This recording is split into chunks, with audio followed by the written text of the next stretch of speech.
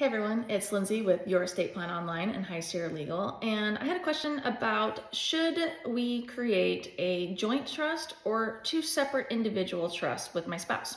Okay, so it depends. And so typically, if you're a married couple, you would do a joint trust or a marital trust, if you will, and that's because you guys are together, you're kind of one entity. It's kind of that archaic thing that you are one at this point.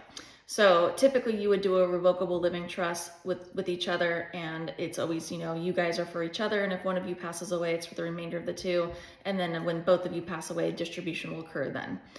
When you would potentially do two separate trusts is if you got married like later in life, this is a second marriage, a third marriage, if you will, you're, living it up, it's your eighth marriage, whatever it is, you do you, you do you.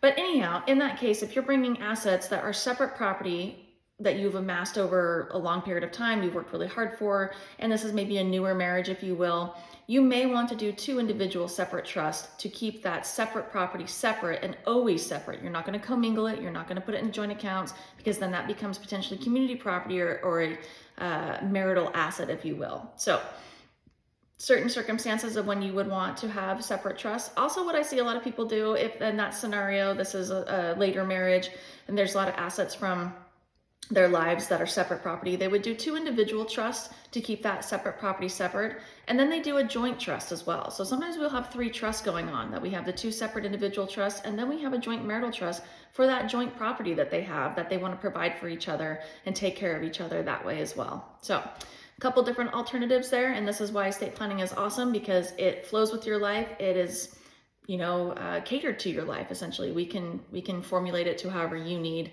for your circumstances, because everyone doesn't live cookie cutter lives. Okay, so if you need help with that or have questions, I am Lindsay at Your Estate Plan Online or High Sierra Legal, and of course, always when you think of death, think of me.